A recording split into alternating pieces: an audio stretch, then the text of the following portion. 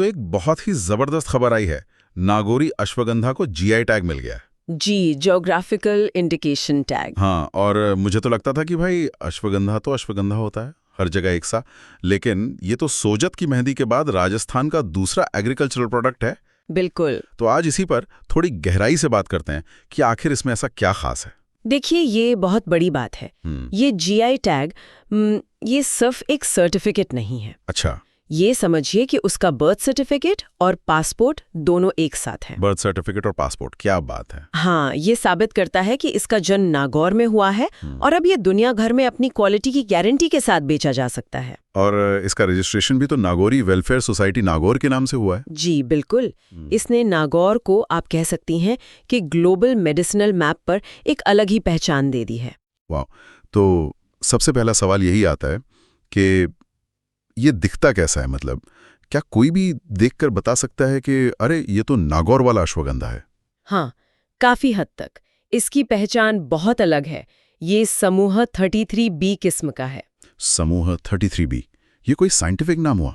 जी, एक खास वैज्ञानिक वर्गीकरण है और इसकी सबसे बड़ी पहचान है इसकी फलियां। फलियां, उनमें क्या खास है?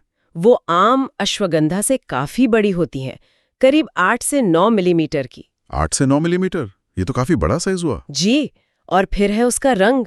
जब इसकी फलियां पक जाती हैं तो वो गहरे नारंगी लाल रंग की हो जाती हैं। अच्छा, मतलब एक वाइब्रेंट कलर। हाँ, वो रंग इसे दूर से ही एक अलग पहचान देता है, तो एक अनुभवी नजर इसे भीड़ में भी पहचान लेगी। वाह, तो इसका लुक ही एकदम अलग है।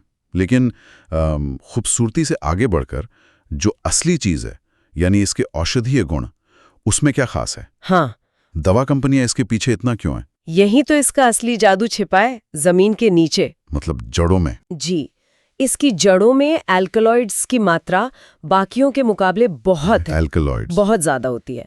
असल में नागौर की खास मिट्टी और वहाँ की जो सूखी जलवायु है, वो मिलकर इन जड़ों को एक तरह की बायो फैक्ट्री में बदल देती हैं। बायो फैक्ट्री, वाह क्या शब्द है। हाँ, जो सामान्य से कहीं ज्यादा एल्कलॉइड्स बनाती है, और यही वो खजाना है जिसके लिए बड़ी बड़ी कंपनियां इसे खोज रही हैं। तो सारा खेल नागौर की जमीन और आबोहवा का है। अच्छा, देश में जितना भी अश्वगंधा बनता है उसमें नागौर का कितना हिस्सा है, कोई अंदाजा है? ये आंकड़ा भी चौंकाने वाला है। देश का लगभग 10% अश्वगंधा अकेले नागौर में पैदा होता है। 10%? ये तो बहुत बड़ा नंबर है। जी।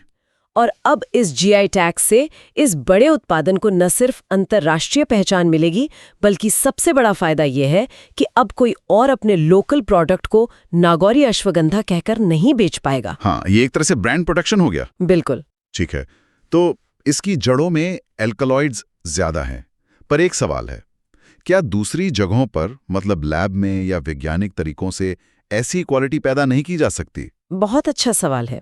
देखिए, लैब में शायद कुछ हद तक क्वालिटी मैच कर भी लें, लेकिन जीआई टैग सिर्फ केमिकल के बारे में नहीं है। तो फिर ये उस जगह की मिट्टी, पानी, हवा और पीढ़ियों से चले आ रहे ज्ञान का प्रमाण है, जिसे टेरवार कहते हैं। टेरवार जैसे वाइन के लिए होता है? बिल्कुल।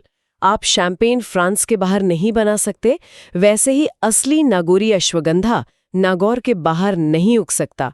ये टैग इसी विरासत को बचाता है। समझ गया। तो इस टैग के बाद क्या हम नागौर के एक आम किसान की जिंदगी में कोई ठोस बदलाव की उम्मीद कर सकते हैं?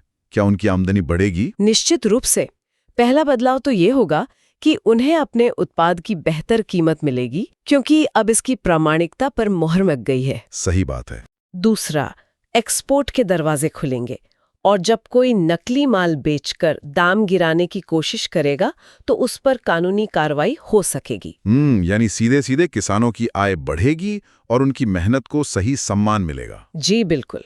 तो अगर मैं इसे ठीक से समेटूं, बड़ी नारंगी लाल फलियां, जड़ों में केमिकल का खजाना और अब एक ग्लोबल पासपोर्ट, कमाल है। बिल्कुल सही। और इसे बड़े नजरिए से देखें तो ये सिर्फ नागौर के लिए ही नहीं, बल्कि भारत की जो पारंपरिक कृषि विरासत है उसे बचाने और उसे ग्लोबल स्टेज पर सम्मान दिलाने की दिशा में एक बहुत बड़ा कदम है। ये चर्चा तो वाकई बहुत दिलचस्प रही।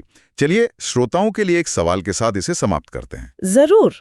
जब एक स्थानीय उत्पाद को ऐसी वैश्विक पहचान मिलती है तो ये उस क्षेत्र के किसानों के भविष्य और उस पारंपरिक ज्ञान को जो पीढ़ियों से चला आ रहा है किस तरह से प्रभावित कर सकता है। हाँ, क्या ये उस ज्ञान को और मजबूत करेगा या फिर उसे कमर्शियल दबाव में बदल देगा? इस पर सोचना जरूरी है।